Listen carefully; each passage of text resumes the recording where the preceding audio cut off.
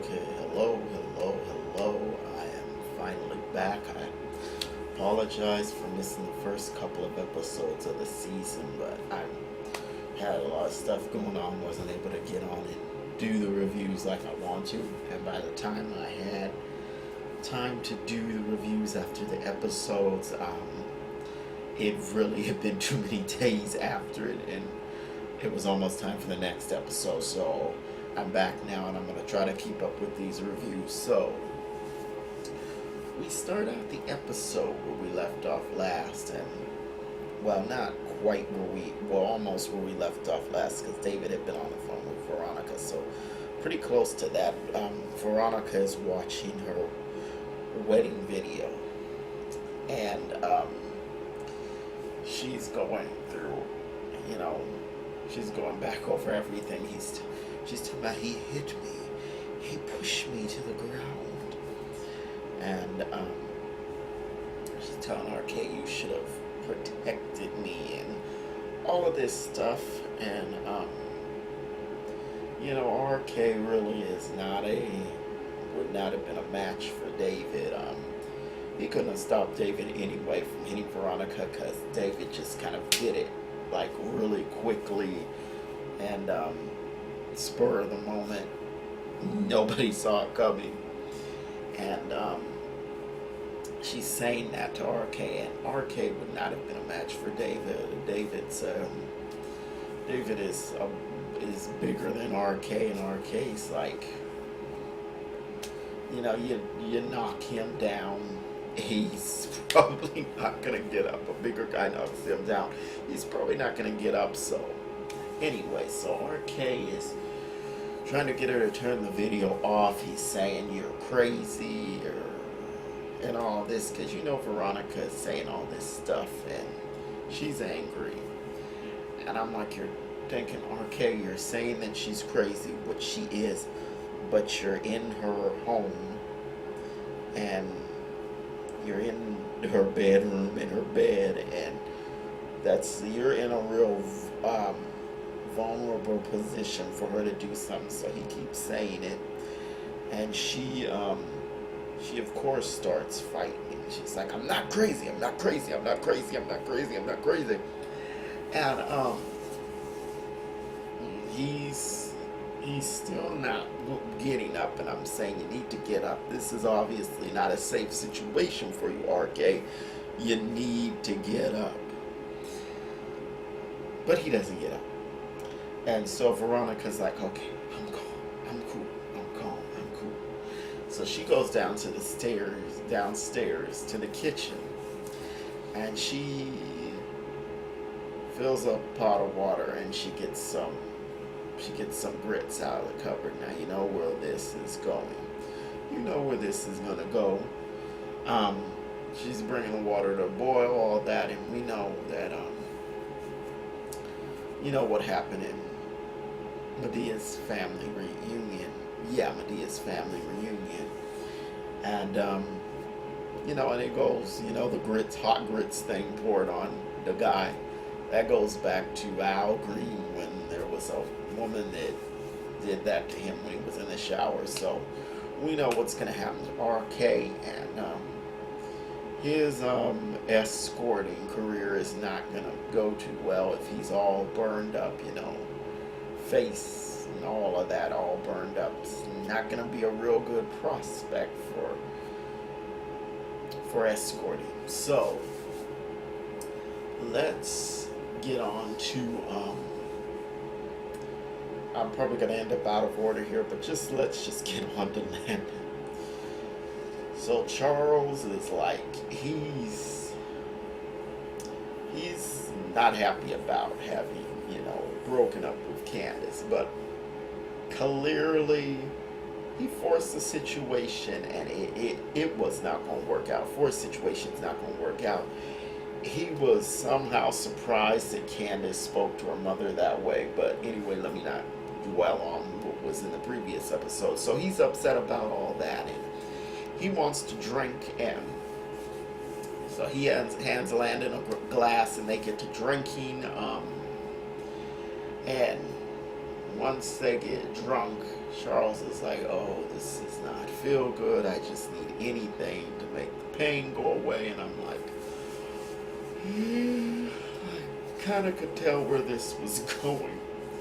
So Landon just is going to help Charles get out of his clothes. And so Charles lays down on the bed. And Landon is just like, has him in this compromising position. And Charles is saying, oh, anything you can do to make this pain go away, anything. And I'm like, not anything.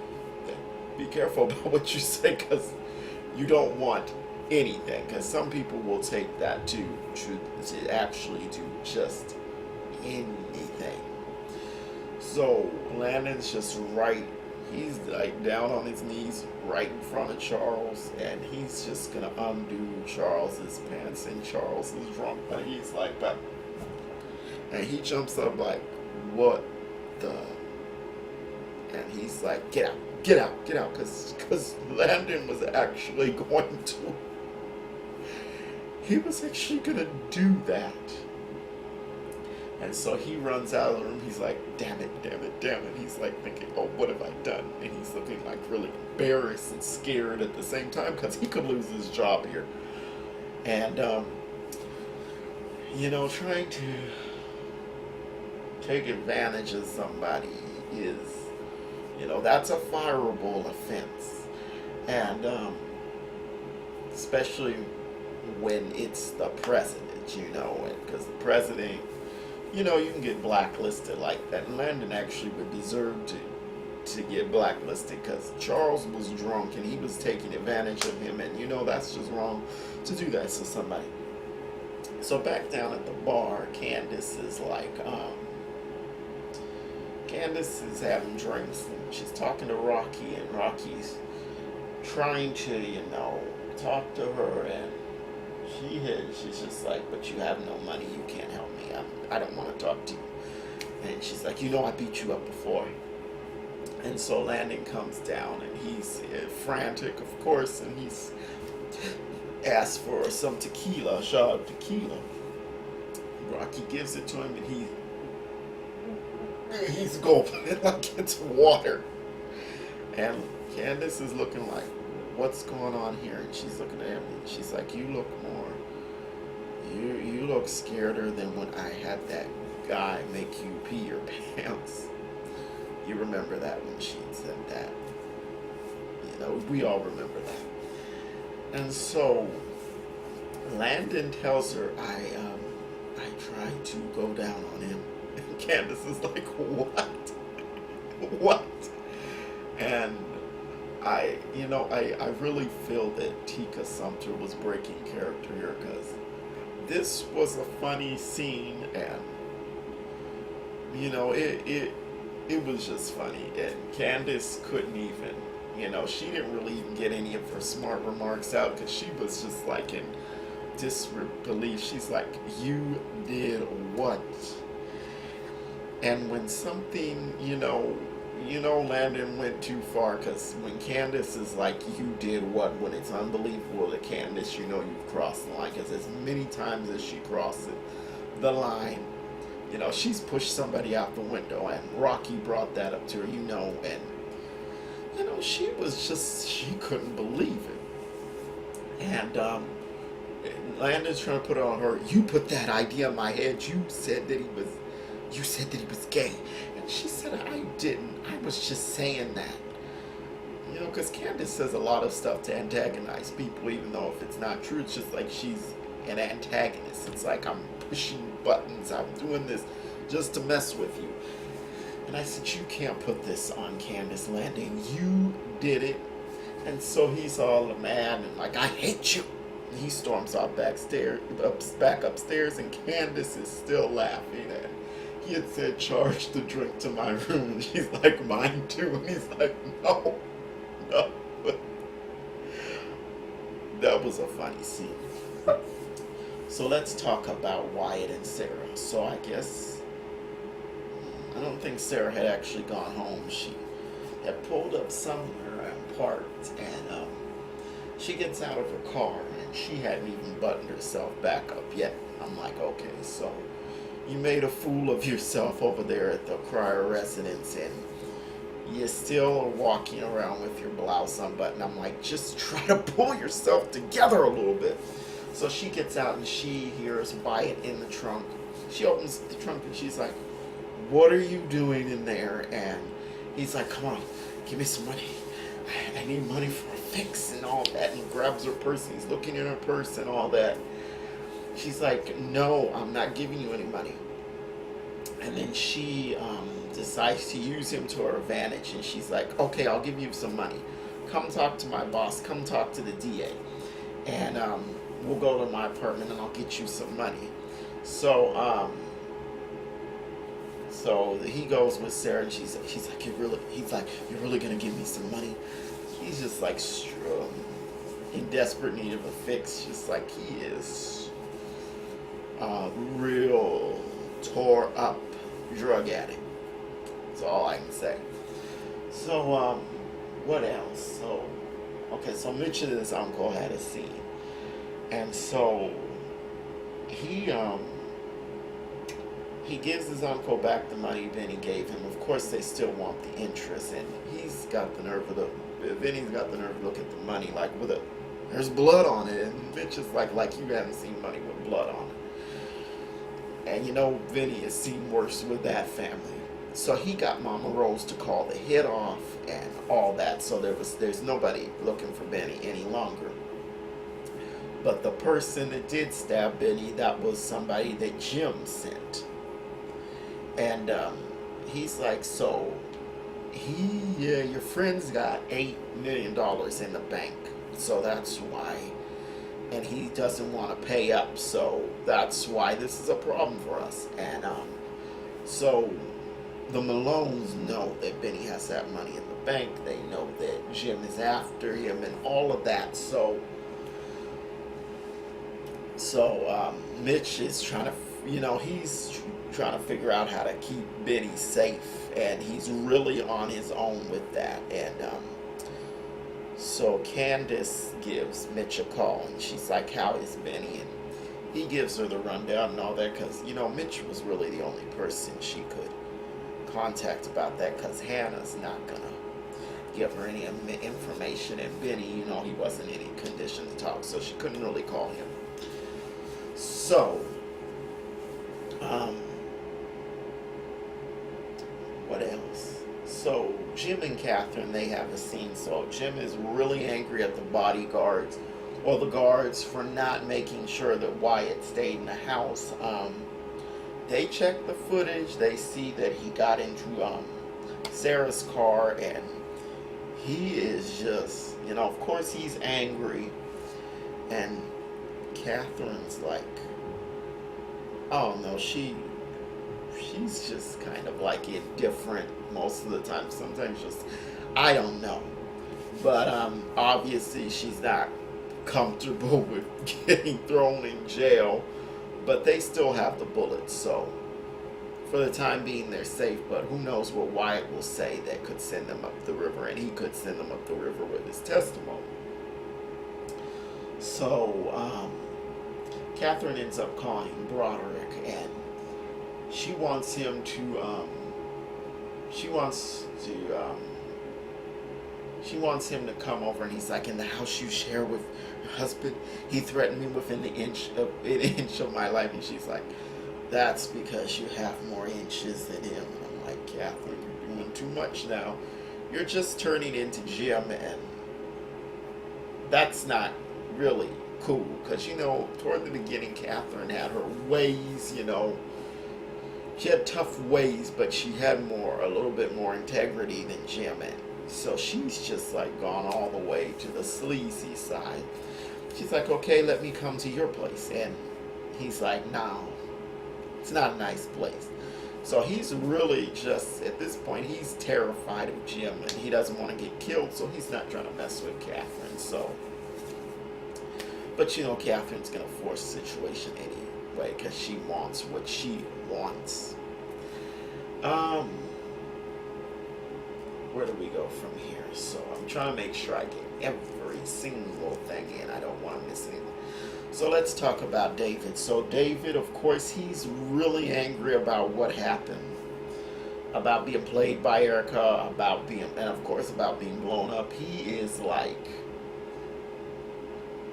full of rage, and Madison's trying to change his bandages, and David's talking about, well, I want to feel the pain. I'm angry. I want to feel the pain. And, he's talking about, I'm going to get Veronica. I'm going to get her. And Jeffrey's saying, well, good. She needs to be put in her place. And Madison's like, I don't want to hear this. I'm going to leave the room if you keep talking about this. I can't hear this. Ooh. That was that. I don't know if you heard that, but that was thunder. It rumbled, and, there's a towel hanging up here, and the towel actually kind of trembled. So crazy. Okay, so what was that? Okay, I'm talking about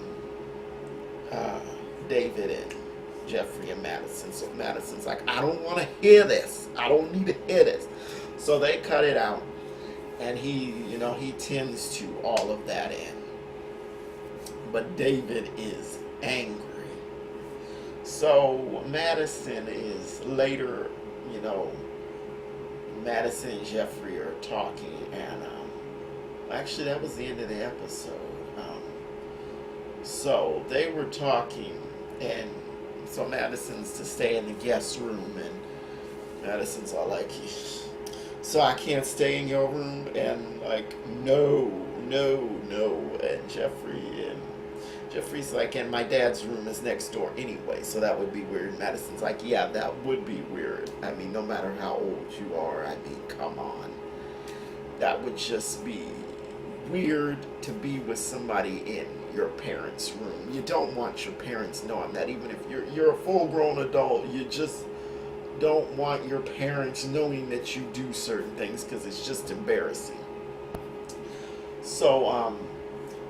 This is my favorite scene in the whole thing was with Hannah, so I saved this for last to talk about. So Hannah is up in the bed with what's his name, Derek, and Derek's just like, he's just like so thrilled to be up there. And Hannah's like, calm down now. You're doing too much. And Derek's like, well, I'm a man. I'm going to get excited. And he's like, you're wearing this nightie. Why didn't you wear some of them muumuus and big muumuus that you have in the bathroom there? She's like, you went through my drawers. And she's like, all right. Let me put these pillows in between us, and that's going to like solve this. And I'm like, Hannah, Derek could have held you on the couch. If you just wanted to be held, he could have done it on the couch. In my opinion, having somebody hold you in the bed, I mean, even if you don't do anything, it still is that still is an intimate experience, even if you just say, oh, well, we're not going to do the deed. It's okay. And I'm like, okay, Hannah, you should have just had him hold you on the couch. And lo and behold, here comes Benny. He's all like, oh, Bane. And he's acting like he's a kid. And he's like, what the is this?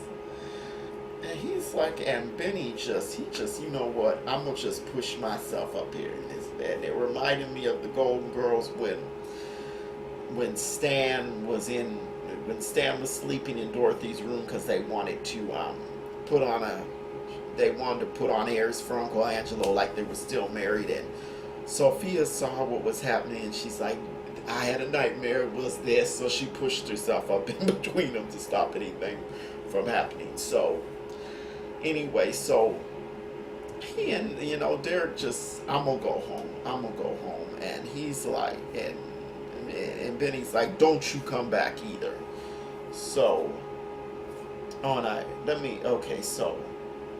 I forgot when I was talking about Jeffrey and Madison. So they were having a conversation, and Madison had got into how many partners have you had, and he's like 2, and I don't really want to discuss all that. And So they're talking, and this sight from a gun, the red light shows up on Jeffrey's forehead, and Madison's like, ooh, ooh. So that's where the episode went off. And if I forgot anything in the episode, I'm real sorry. But I just wanted to come on here and do this because I haven't been on, and I missed a couple of episodes and all of that. But as always, thanks for watching. Please like and subscribe and comment if you got something to say, and I will see you the next time.